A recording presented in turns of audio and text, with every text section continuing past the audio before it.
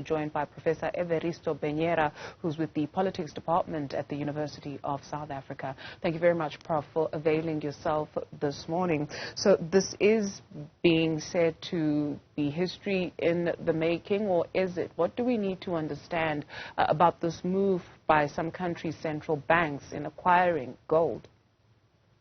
Thanks very much for having me, and good morning to the viewers. Indeed, this is history in the making. We must remind ourselves that empires rise and fall, and what we are witnessing is an unprecedented move, not only in the global financial markets, but also in geopolitics and other related fields, as I will relate later during this interview. But let me begin by stating a very simple fact, which is that gold is the only true money.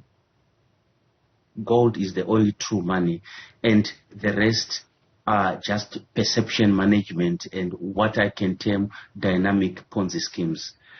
What has been happening with the US dollar losing its strategic place as the global reserve currency has been in the making for a very long time.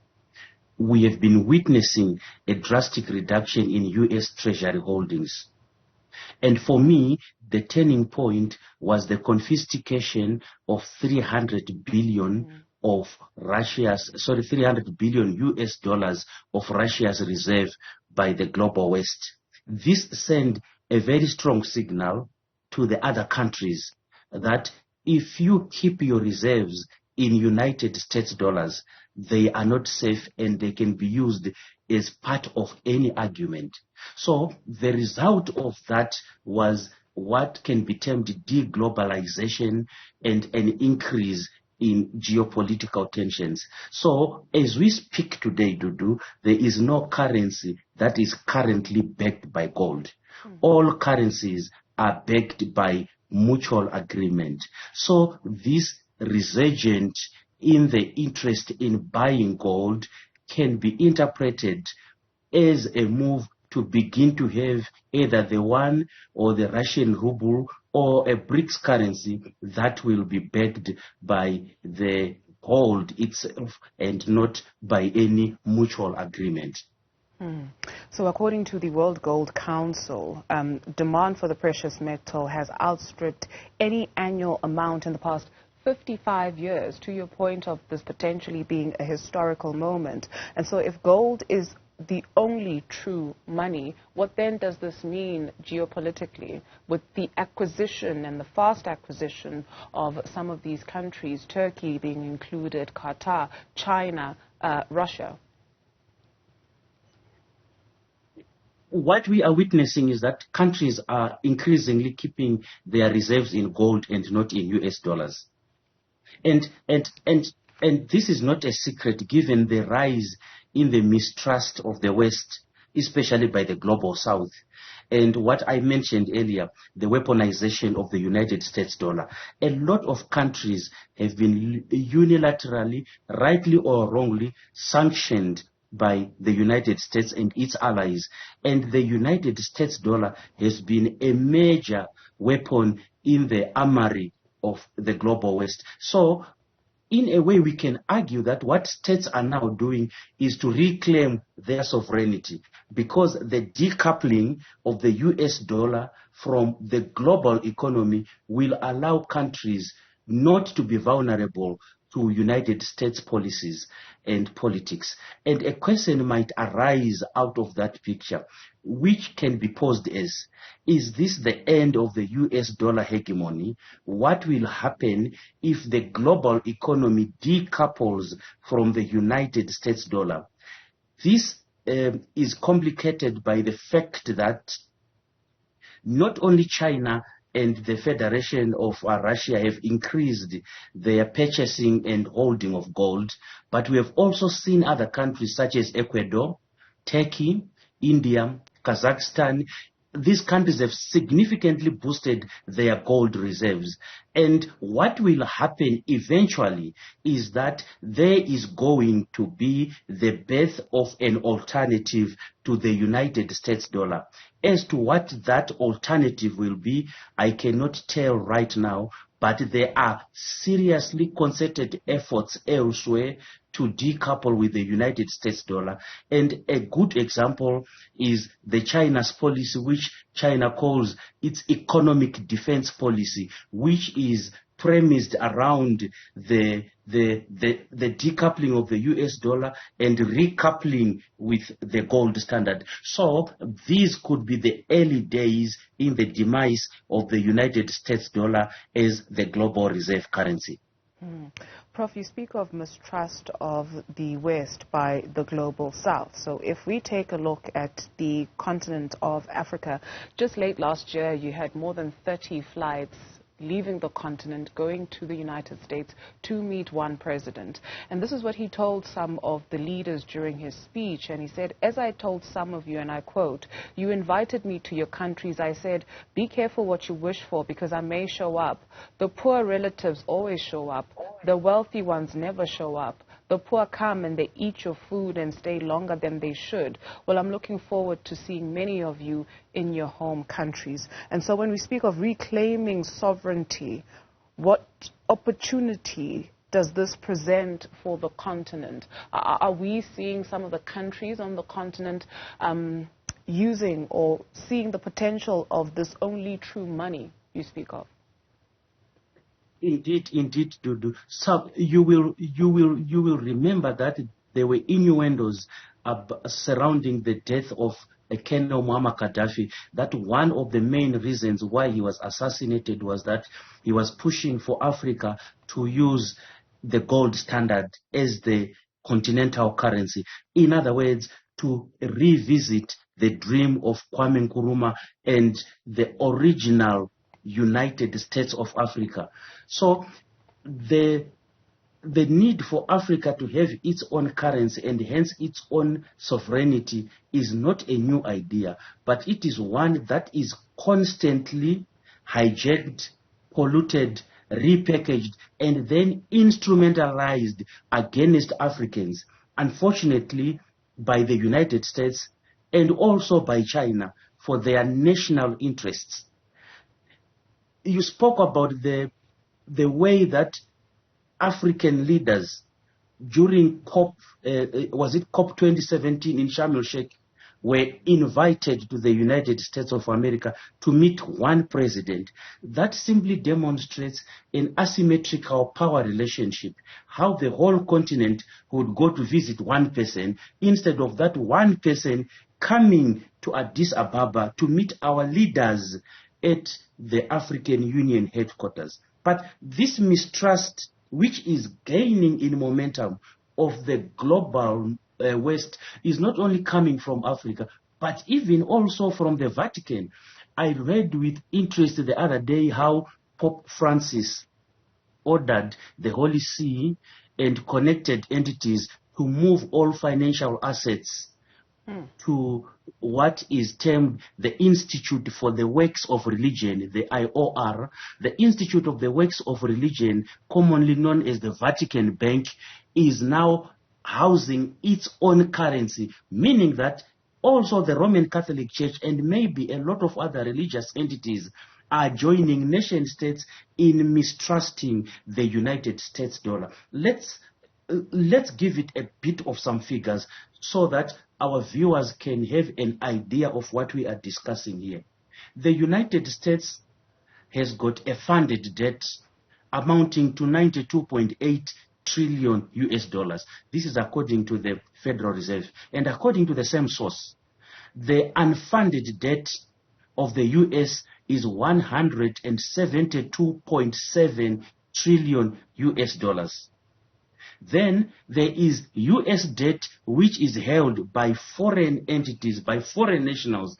It is amounting to $7.5 trillion. What does this mean in simple English?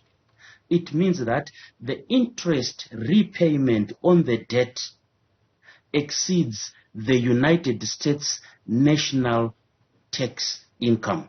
In other words, the debt is unserviceable as it stands right now. Technically, the United States is insolvent. And following that same logic, it therefore implies that the United States dollar is what can be classified as a junk currency because of what I have foregrounded above. So the problem has long been in the coming, and the United States of America is obviously doing something to counter this.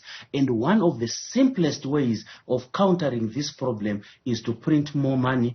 Others would be argue it is to start more wars, more Ukraines, more Taiwans, so that Ukraine can then borrow more money from the United States, so that the United States has got people that owe it money, and that way it can balance its books. So this is very technical, this is very complicated, but the bottom line is that the United States dollar is slowly but surely increasingly losing its relevancy as the most trusted global currency because of the weaponization of that currency and because of its misuse, especially for political reasons by the leaders in Washington.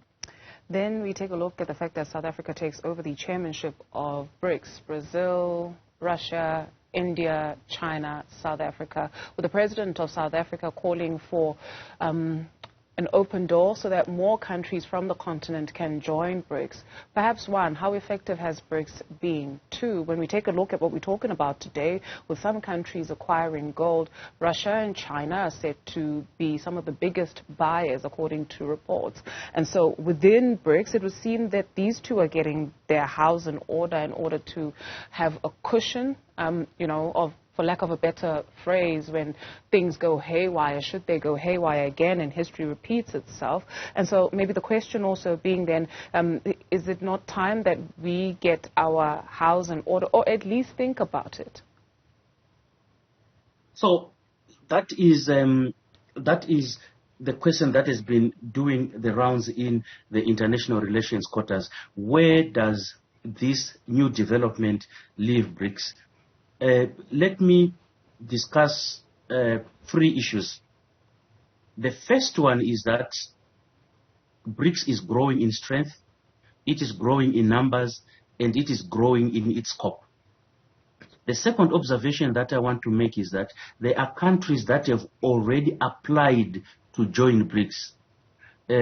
Algeria, Argentina, and Iran have already formally applied to join BRICS. You look at the amount of resources that Iran has and what Iran will bring to this bloc. Then there are countries that have formally expressed interest in joining the BRICS. The kingdoms of Saudi Arabia, Turkey, Egypt, Indonesia, Afghanistan, and I've forgotten the other country. Even if you do not remember these countries, what is important is the impact and the significance on geopolitics which a bigger BRICS will impact. The GDP, the gross domestic product of an enlarged BRICS, will be 30% greater than that of the United States, meaning that BRICS will be able to rival United States in every aspect. Secondly, 50% of the global population will now belong to the BRICS grouping. And finally, 60% of the gas reserves will now be found in BRICS countries. This is why I say that BRICS is growing in strength, in numbers, and in scope. In scope because they are now tinkering about having a collective security mechanism to back their collective economic efforts. So geopolitics in the coming few years is going to be reshaped. It is not only the US dollar that is going to lose its privileged position in international relations, But even the United States itself is under a huge, huge, huge threat. Look at the divisions that are existing there today. The election of the House Speaker took the longest period, I think, in over 164 years. The war in Ukraine is now dividing not only NATO, not only Europe, but also the United States. The longer the war in Ukraine drags, the more it will be costly to those that are funding Ukraine, and it will also be very costly to the Russian Federation. In my view, this will be a war of attrition that will grind on slowly until those that are backing Ukraine will not be in a position to afford even a dollar to send to Ukraine. Prof, just maybe very quickly for us, all of this, especially for the Global South, maybe if we just hone in on some countries on the continent, will hinge on leadership. Say what you will about the United States, and that's why we're seeing some of our people leaving the continent, making perilous journeys in an effort to get a better life, because systematically, right, you are able to get what? Free public health, you're able to get public transport that works, etc., etc. So the quality of life, though it may not be all inclusive, right, there's something that works. And so will all of this not hinge on, one, the quality of leadership, systems that should be put in place that can improve the lives of the everyday person on the ground, to buy in on that vision, right, to see it rise instead of burn? Indeed, but when it comes to the broader picture, African countries that are going to join BRICS are going to be carried by the momentum of these countries. But you specifically touched on the lack of just and ethical leadership in Africa. This is not a new disease. In fact, this is one of the greatest afflictions that Africa suffers from.